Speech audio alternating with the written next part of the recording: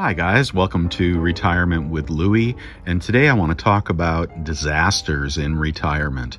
I'm not yet retired, but I'm hoping to, but I think I might be delaying it a little bit because of the thing that just came up.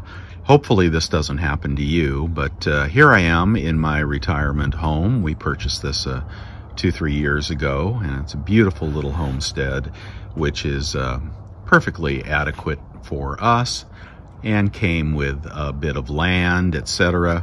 But you know, I had never bought rural land before, and let me tell you what's going on, and maybe you will you could avoid this kind of a problem when you retire, when you're picking your final home. So where I am is in the backyard here, and this home has you know, electricity and water to it, and it has natural gas. We're in Southern California. But we've had a little problem with the neighbor.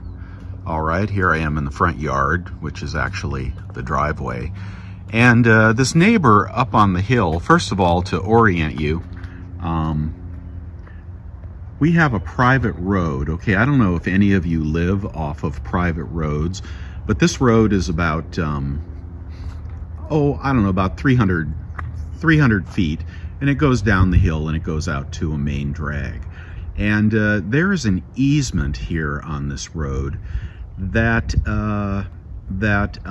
carried the utility lines, carried the gas line.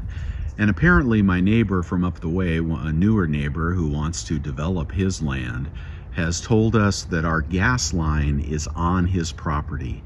It's not on the road easement, but there's a private road easement, but our gas line is on his property, and he wants to build, and he wants us to move it.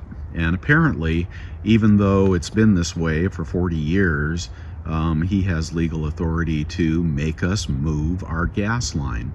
Well, trenching 300 feet of asphalt down to the meter, which is at the main road, is really expensive, as is the pipe that you use to carry natural gas back to the house. So here is the house. I don't want to show you my car, but here is the house, and all of the gas enters over here. So we have been getting bids to trench that and move the gas line. You know, we didn't catch this in the title reports. You know, we saw there was a road easement, but we didn't catch in the title reports that there was no utility easement, right? And there should have been. So what we're looking at doing instead, which is also quite expensive and part of what the problem with needing to come up with big chunks of cash in retirement, is when you're not working, you don't want to come up with big chunks of gas. And what we're looking at, therefore, is switching to propane. All right, we're thinking the propane could probably go in this spot right here. And then what the plumber has recommended is that we run that line back up into the house through the rafters, and then connect back to the main line. Now, unfortunately, the other blessing of this house is there's a granny flat, which is a converted garage, and we'll be renting that shortly. That's going to orphan the granny flat from gas, and therefore we'll have to switch that to electric, right? Which means switching out the stove and the water heater. But that's another story. But you know, this whole project here to relocate, you know, to bring in propane and bring it across the yard and into the house and then up into the rafters to connect back down. First, there's the cost of obviously digging the trench and laying the pipe and getting a plumber to do that, as well as converting appliances from natural gas to propane, and that is the stove, the water heater, the dryers, etc. So that can be done. Virtually everything can be converted at a cost. except for the water heater. They're telling us that we need a propane water heater. Well, that's $2,000. So by the time we get done with the plumber and the appliance conversions and the water heater, we're probably well over $10,000 on this project. And we love our yard, and we love, you know, the rural atmosphere that we're in, and it's, you know, protected here and away from the city a little bit.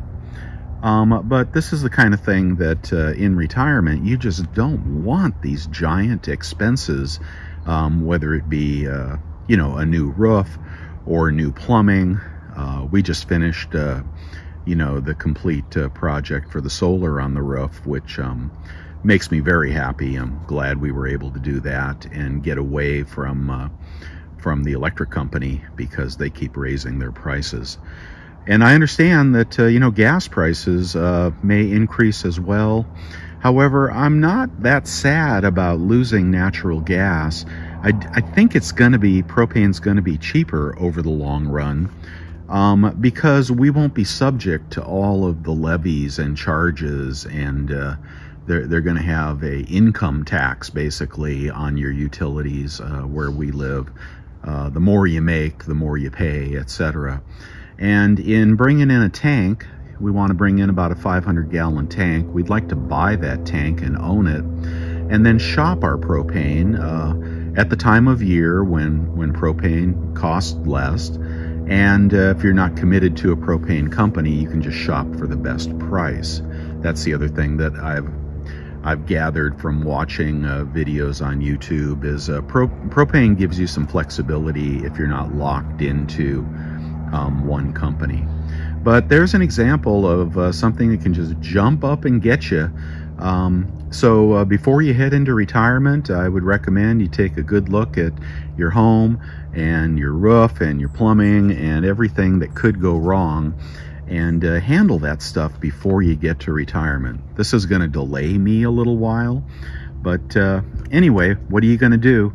It's just one of the things that I'm dealing with, and I hope you know, something like that doesn't happen to you. But I'm also hoping there is a silver lining in that I think our gas costs are going to decrease as a result of moving to propane.